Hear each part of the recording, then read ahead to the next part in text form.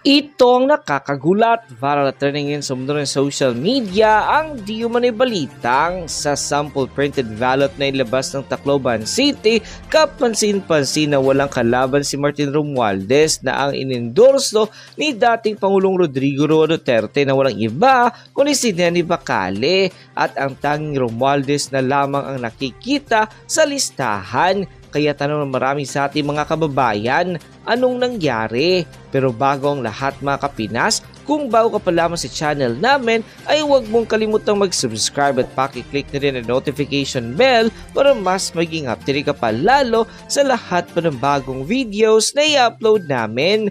At yun nga mga kapinas, nawala ang pangalan ni Romel Dan Nene Bacale na siyang makakalaban sana ni House Speaker Martin Romualdez sa 1st District ng Tacloban City. Na-disqualify ng COMELEC dahilan kaya nanggagalaiti sa galit si Atty. Vic Rodriguez dahil nga wala na ang pangalan ni Romel Dan Nene Bacale sa listahan ng pagkakongresista laban kay Martin Romualdez. Ayon pa kay Nene Bacale ay siya daw ang na-disqualify ng COMELEC basta-basta na lamang niya nalaman ito, at ito pang isa sa nakakagulat, hindi man lang daw siya ni-notify ng COMELEC. Ayon pa nga kay Atty. Vic Rodriguez ay tila bastusan na ang ginagawa ng COMELEC na ito. Hindi daw kasi binigyan ng notice ni Nene Bacale ng COMELEC. Walang due process, tila nga daw na hindi marunong lumaban ng malinis at patas ang House Speaker si Martin Romualdez.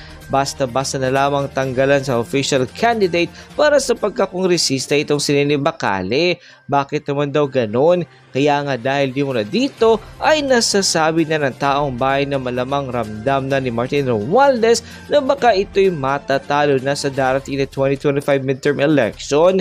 Mukhang tama di mo no mga sinabi ni Vice President Sara Duterte na tuwing eleksyon ay palaging nananalo si Martin Romualdez sa eleksyon kasi walang kalaban-laban or walang kalaban dahil binayaran di mo na tinakot or tinanggal ng walang kaalam-alam. Hinala ng karamihan sa ating mga kababayan na alam daw di umano ni Martin Romualdez na matatalo siya, kaya para di umano siya mapahiya ay may inilabas na milyong-milyon ito para i-disqualify ang katunggali nitong si Nene Bacale. Hindi daw dapat payagan dito ng 1st District ng Leyte, at tama din daw di umano si Vice President Sara Duterte na talaga di mananalo si Martin Romualdez sa contest, kaya gagawin di umano nito na lahat at gamit ang pera ng taong bayan, bagay na siyang makakalungkot. May nakapagsasabi din na mukhang luto na ang eleksyon sa Leyte, at ang gagawin di mo ng kampo ni Martin Romualdez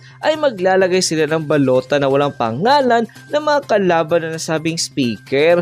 Tapos kung hindi bumoto sa congressman, ang mga botante ay ayos lang sa side ng nasabing kongresista, dahil ang lahat daw di mo na ito na loyal sa kanila ay may nakahanda ng balota na kompleto ang pangalan ng mga kandidato. Kaya mananalo pa rin daw si Martin Romualdez. Matapos nga lumabas sa balitang ito ay umani ka ng samot-sari comment at reaction mula sa marami sa ating mga kababayan, at marami nga sa kanila ngayon ay hindi napigilan kanilang sarili na maglabas ng kani-kanilang hiling at komento sa mundo ng social media. And the netizens posted, dapat na lang panagutin dyan ang COMELEC sa issue na iyan. Talagang lantaran na ang kanilang pambabastos ng COMELEC at ng Martin Romualdez at administrasyon ni Pangulong Bongbong Marcos Jr. sa taong bayan. Hanggat maaga palitan na si Mr. Garcia o kasuhan Garapala na, kaya nang gumagawa ng dahilan para magalit ang mamamayan. Kung hindi sila disqualify, sigurado ng panalo niya. May January 13 pa naman sa rally para sa kapayapaan. Humanda kayo sa bawi ng bayan. Yan ang galawang tambalos-los, correct sabi ni Inday Sara Duterte, at halatang bayad na si Garcia and all his crocos na COMELEC. Kung ganito gawa nila sa kalaban niya sa Tacloban, pwedeng ganyan din gawin sa mga Duterte team. God have mercy on the Filipinos. Para sa akin, ang dapat sisihin ngayon ang mamamayang Pilipino dahil ibinoto nyo ang Marcos. Ngayon puro lang ngaw-ngaw, wala nang magawa kung ano ang dapat gagawin para kasuhan na si Romualdez. Bayad dito, bayad doon, dyan papunta ang pera ng bayan. Ang magtataguyod sa sindikato, yan lang accomplishment nila. pakasuhan lahat ng nasa COMELEC na sumasabotahe ng mga tao. Dapat check lahat ng mga pangalan ng tatakbo mga politiko kasi baka tinanggal nilang lahat. End quote. Tignan nyo tong katarantaduhan nila. Totoo nga, ha? Totoo nga. Talagang dinisqualify nila, ni-remove nila ha? Ang magiging kalaban ni Martin Romualdez sa pagka-congressman. Ayun at nag-iisa lang siya. Anong katarantaduhan to, COMELEC? Ha? Anong kagaguhan to? So tama yan? Sa palagay nyo, tama yan? Bakit nyo dinisqualify ang magiging kalaban ni Romualdez?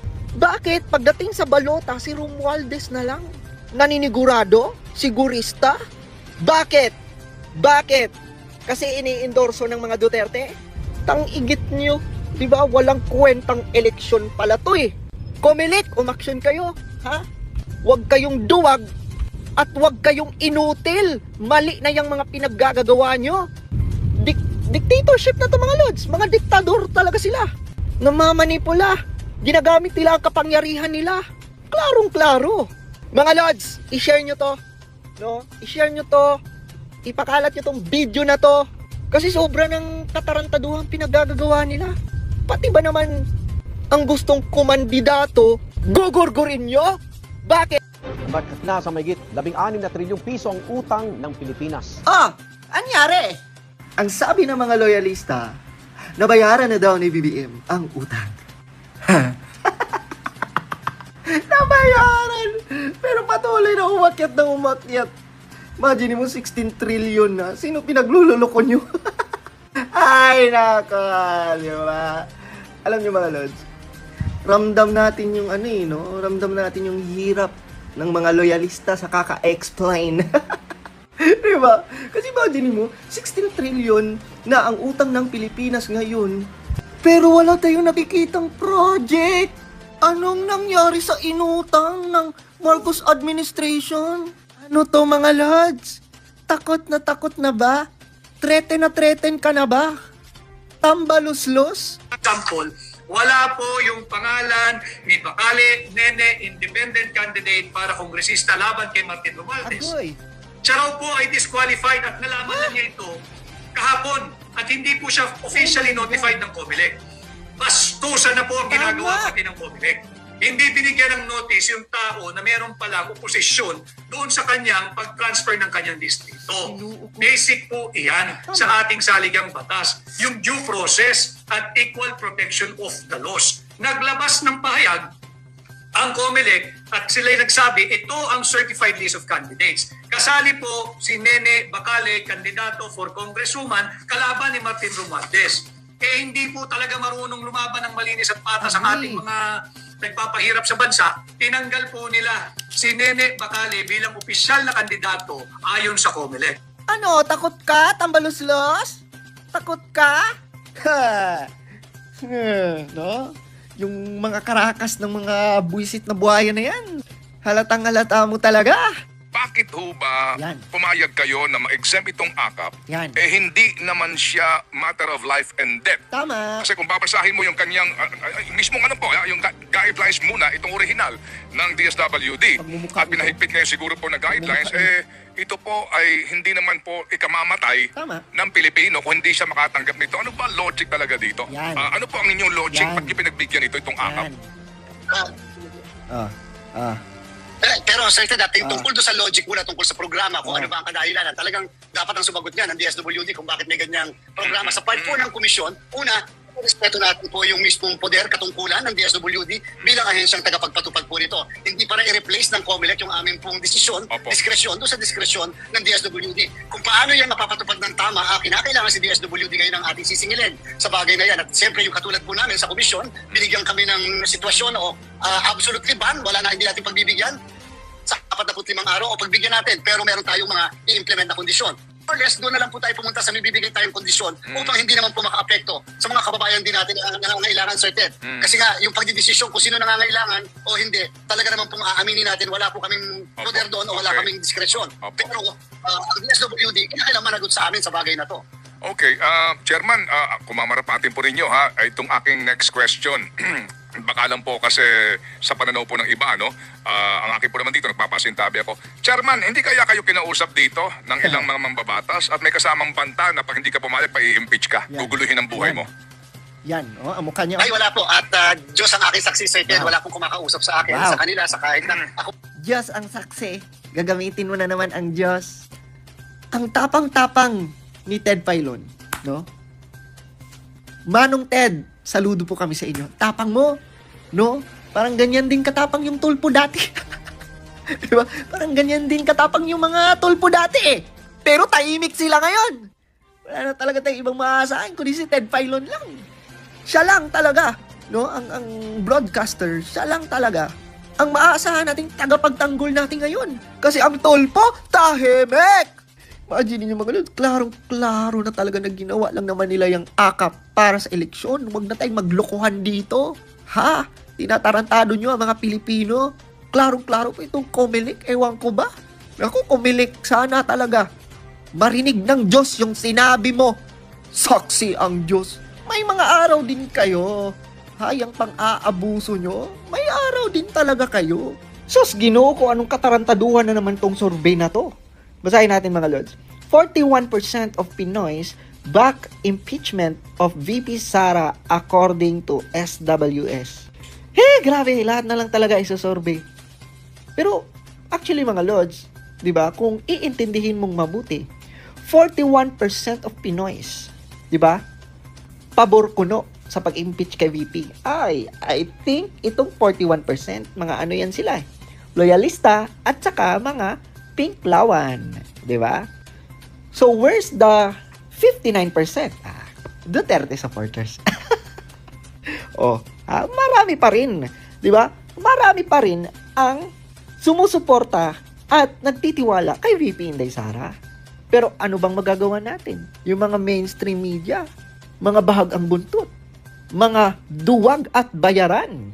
Kaya, kahit mga walang kakwenta-kwentang news, papatulan nila. As if naman, masisira dyan si VP Inday. Kahit anong gawin yung pagsira kay VP Inday, palakas ng palakas ang sumusuporta sa mga Duterte. Heto na ang pinaka-nakakakilabot sa lahat. Ito na ang bagong Pilipinas. Ginoo ko, Diyos ko, Diyos mio. Noong August 4, 2024, noong August 4, 2024, sabi ni Marbel, diba, Marbel said, the drug test and psychological examinations conducted on PNP and AFP members during their service will as requirements. Active cops, soldiers exempted from drug psych tests. Exempted ko na sila, ha? Sabi ni Marbel. Kaya ito na ang nangyari ngayon, ha? At least, ngayon January 9, at least 28 soldiers under 10th ID tested positive for drug use during its recent surprise drug test.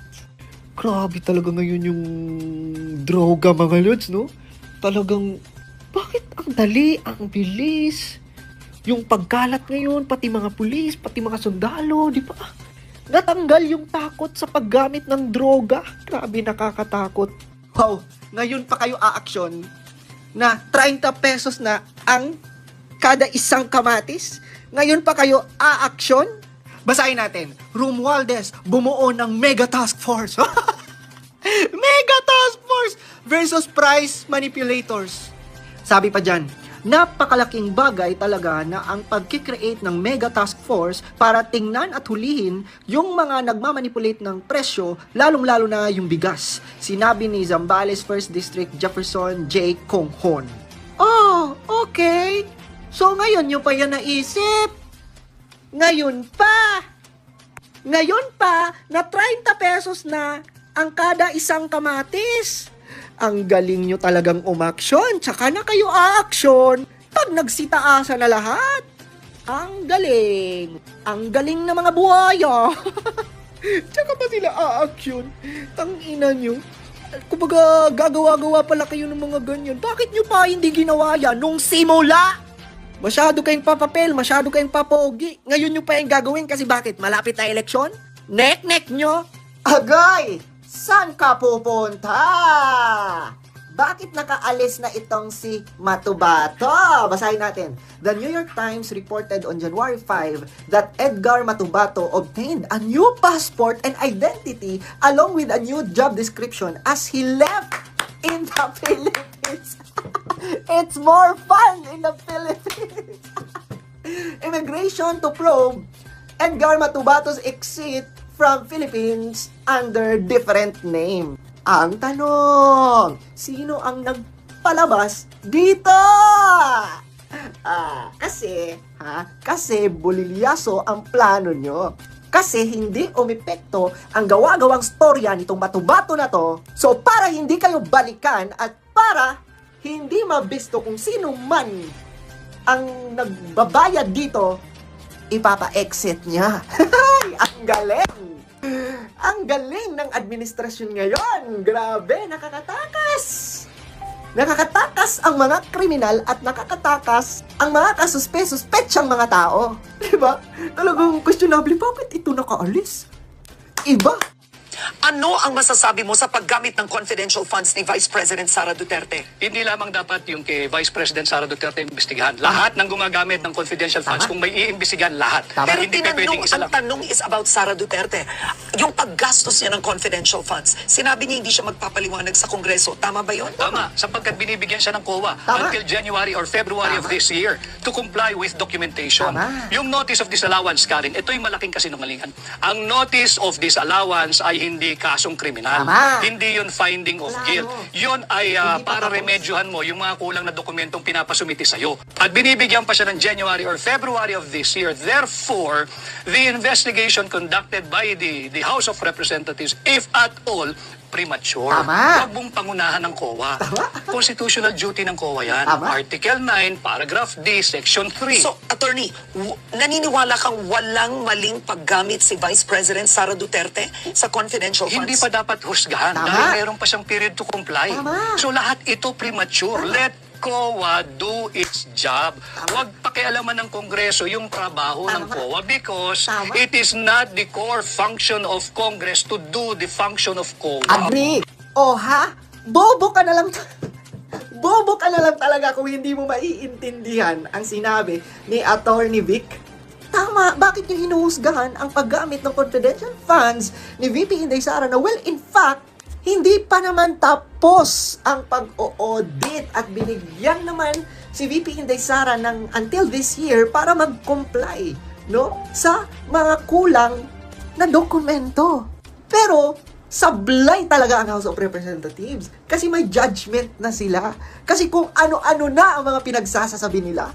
Kaya alam nyo, sa totoo lang, kung hindi nyo pa mag-gets ang sinabi ni Attorney Vic, kayo ang pinaka-bubo. Wa ka Kuya P. Unano, Diyos ko. Hindi ka ba kinilabutan sa statement mo? Sabi niya dyan. Si Senator Joker Arroyo, sabi niya, you know, Zaldi, pag si Martin Romualdez, he's the best na maging speaker. Kasi sabi niya, matalino at may puso and the best president. O bakit yun nasabing the best president? Oo nga pala. Siya nga pala ang presidente natin ngayon. The best putang ina nyo. The best lady nga. Ang lady nga. Bukot-bukot ang kalsada nyo doon. The best. The best ng pagbumukha mong unano ka. Nagsisimula na silang ikampanya si Tambaloslos. No? Kasi of course, ang ginawa nila una, migay ayuda, mood. Tapos kunwari, dahil to sa speaker, magpasalamat kayo. Itong mga benepisyo, itong akap, itong ayudang mga nakukuha nyo, galing to sa speaker. Tapos ang laki-laki pa ng poster ng Tambaloslos na yan. Tapos kayo, mga unano, ha? May mga ano pa kayo, may mga t-shirt pa kayong Mr. Di ba, Martin Romualdez. Kaya ngayon, sisimulan nyo na ang pangangampanya sa Tambaloslos. Itong AKAP, hindi siya pwede maging sabihin na pork barrel. Hindi this is 100% or 0% corruption. Walang corruption, direct sa tao siya. Ang congressman, hindi siya naghahawak ng pera. It's DSWD. Ang namimili ng recipient, DSWD. So, paano siya nagkakaroon ng corruption once yan hinawakan? Katulad ng confidential fund. Yan, confidential fund. Hinawakan mo yan, paano Paano hindi ka matitap? Binigyan ka ng 125 million, binigyan ka pa rin. Isipin mo in 11 days, tinalo pa sila police na. Naisingit talaga ni Unano. Talagang naisingit ni Unano yung confidential at saka yung 11 days. Unano! Huwag nyo nang linlangin ang tao. Sige nga, ipaliwanag mo to, Unano. Bakit marami ang mga nagrereklamo na 5,000 dapat ang ipapamigay sa kanila, pero bakit ang napunta sa kanila 3,000 lang? Ipaliwanag mo yan, Unano. Yun naman pala! Kasama nyo naman pala ang DSWD. Ang DSWD naman pala ang magdidistribute. Bakit andyan pa kayo? Bakit makikisali pa kayo? Ikaw, Unano ka, wag mo kaming gawing tanga. Gagamit daw sa pamumulitika ng ilang mambabatas ang pondo para sa Kapos ang Kita Program o AKAP. Yan ang ibinunyag ni Baguio City Mayor Benjamin Amagalong na tinawag niya pang 777 scheme. Kung bakit, alamin sa Frontline Report ni Marian Enriquez.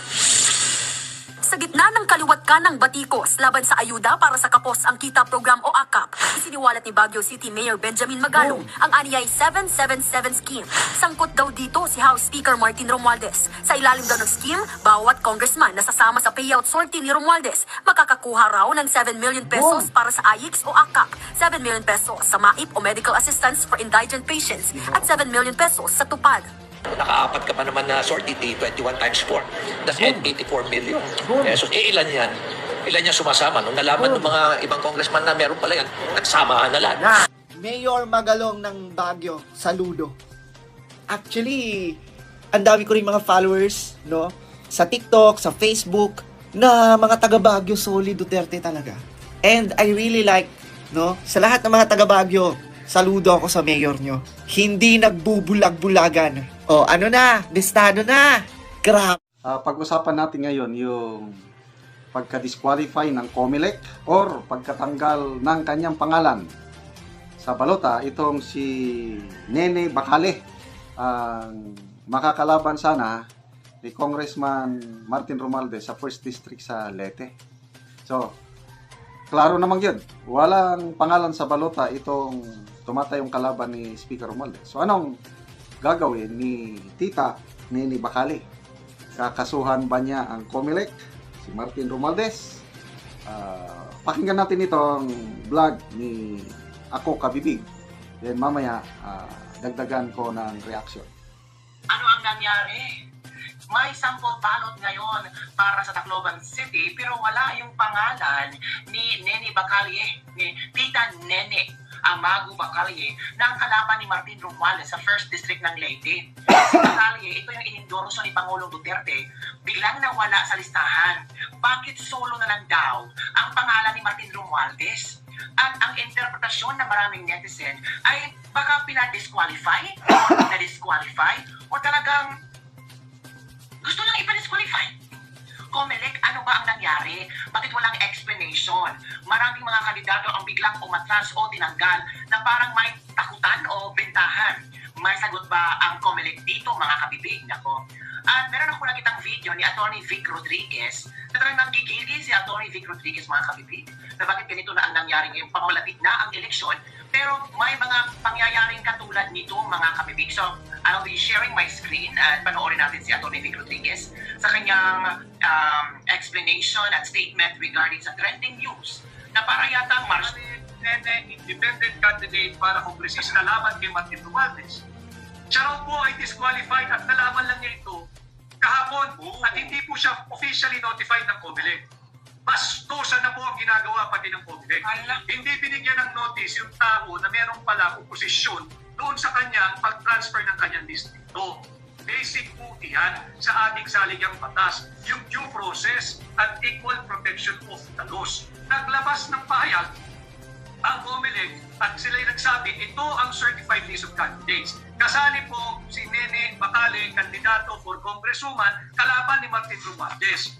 Hindi po talaga marunong lumaban ng malinis at patas ang ating mga nagpapahirap sa bansa. Tinanggal po nila si Nene Bacale bilang opisyal na kandidato ayon sa COMELEC. Ito po ay violation ng kanyang right to due process and equal protection of the laws. I had a brief talk with her lawyer. I told him, Nene Bacale is in good hands legally. Just pursue all the available legal remedy, kinakailangan maisama si Bacale, Nene, dyan sa balota sapagkat karapatan po, hindi na ni Nene yung ating right of suffrage ng bawat Pilipino na pumili kung sino yung gusto nilang iboto. Bakit ba hindi kayo marunong lumaban ng patas? Lahat ng pandaraya ay ginagawa ninyo, hindi pa man nagsisimula ang kampanya. Bakit itong COMELEC patuloy din pinapaboran ang baluktot na administrasyon ni Bongbong Marcos at yung mga kandidato nila? Patunay, humingi po at binigyan ng exemption ng COMELEC yung AKAP, yung AIX, at kung ano-ano mayuda pa. Pwede raw pong mamigay. Bakit hindi ninyo patapusin ang kampanyahan bago nyo ituloy yung AKAP, yung AIX? Anyway, yung 40s, yung conditional cash transfer, tuloy-tuloy naman yan eh. Pero yung unconditional, unmitigated, and unlimited cash transfer na nagiging dahilan kung bakit tumataas yung ating inflation at yung hanay ng mga tamad, yan ay dapat tinigil muna ng COMELEC. Obvious naman, nagpapagamit ng COMELEC at yan ang ating dapat bantayan. Kay Rojas Elin, yes, 55, ito po, number 55. Salamat po.